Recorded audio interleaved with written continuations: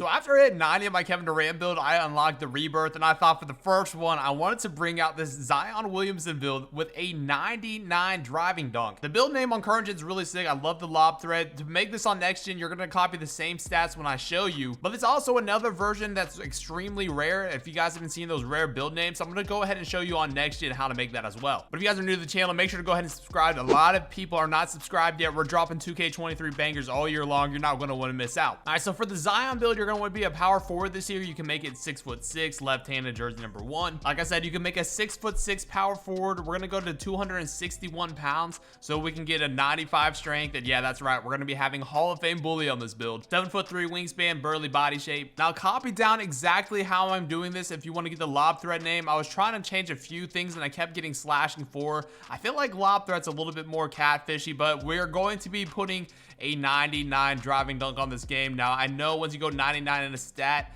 it's kind of hard to make everything else kind of liable, but as you guys saw in the clips, I'm able to shoot threes, I'm able to dribble up, I'm still getting a lot of contact dunks, so you don't have to worry about that. A 65 mid-range with a 75 three-pointer, and that's all I have when I was shooting those clips, and I was shooting very consistently. Then you're going to bring your free throw up to a 51. Mid-range is still going to be consistent, and I know if you guys play the once court, you kind of want to have mini magician. You only need a 64 mid-range, so we have that on lock, and we got it on silver. Our pass accuracy is going to be a 61, which is kind of low, but at the end of the day, it's not terrible. Bring your ball handle to an 80 and go ahead and max out your speed with ball, and you're going to be able to get silver quick first step on this slasher build, which is actually super nice, especially on 2K23. The interior defense isn't anything crazy. The perimeter defense is actually pretty solid on this build. We're going to bring it to an 83. The steal is going to be a 52, which I don't really think is that important. The block shot is going to be a 55. We're going to go ahead and just upgrade that, even though I rarely see anybody ever get blocks. Take your rebound to a 74,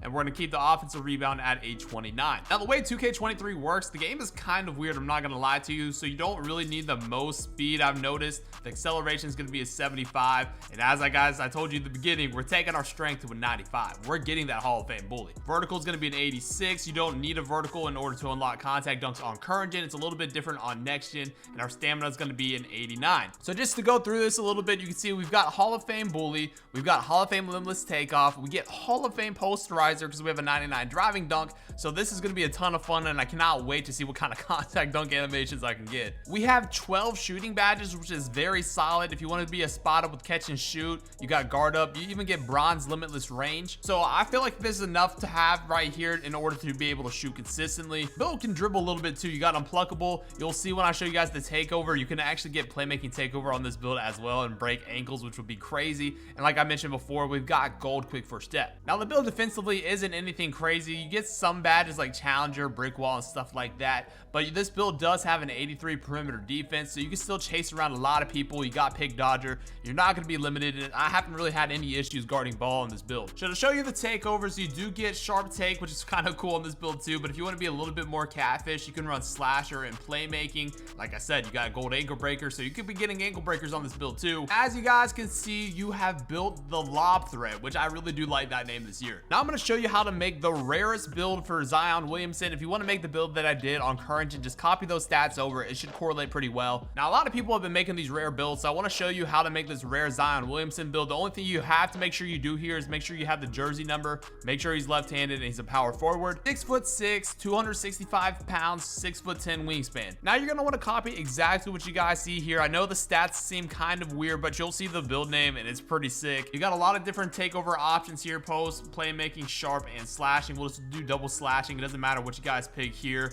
But look, man, I'm telling you guys, the build name almost makes this worth making. If I were doing like cool builds for legend, I would probably make this. You can see the shades of right now, but wait and watch what it actually comes out to. You can see that you made a special replica version of Xanos, the Zion Williamson build. It's pretty sweet. Now for my current gen guys, I'm gonna go ahead and show you how these badges work. Now on next gen, it is different with core badges and all that kind of stuff. I know a lot of you guys are here for the current gen, so I'm gonna show you the badge layout, my animations, and everything I'm using, and I've been getting a lot of contact dunks. Now I am 6'6", so some of the dribble styles I have are kind of limited. I've been using different dribble styles, but I think I really like Michael Jordan. I was using LeBron. It's not too bad either. The new signature size up I've been rocking with is Zach LaVine. You can see you get a lot of different different speed boosts this year off of size up, so I think they're a little bit more important. I like the John Wall escape. If you guys remember the Donovan Mitchell one that I used in 2K22, it looks a lot like that. The LeBron and Luka are still the same from 22 as well. I was using James Harden, and it's not a great behind the back up the court. You can see how weird it is, but Zach LaVine is pretty solid. It is actual like behind the back animation. It creates a lot of space, so I would definitely recommend using this if you have like an 80 ball handle. Basic one spin still works the same way. There's a cool hesitation that you can do with Zach LaVine, which gives you a great speed boost, so use that. Try on Luka's step back, and of course the MJ, the one that we always use. I haven't tried like too many spin jumpers and stuff like that, but I am also using Jason Williams, which is a hilarious layup package. That layup right there is actually super glitchy. I had it a lot when I was playing earlier. It's like you flick it up really quickly, and a lot of people don't know how to like really anticipate it, so I like rocking Jason Williams. For my dunk packages, this is everything I use. I do have Dominique Wilkins on, which is okay. You know, I haven't really gotten too many of these. I usually get quick drop-offs if I do have them equipped, and of course straight arm tomahawks. I feel like a lot of these kind of equip more once you actually press square when you're dunking, but since I've been using the dunk meter, I haven't been getting too many animations like this. Also, make sure you're putting on alley-oops. There's tons of different alley-oops this year, and you can get contact dunk alley-oops, so if you have like a 99 driving dunk like I do, make sure you have these on. I know people are interested in the badges that I have. You can see this is a rebirth, but I've been playing a little bit in my career.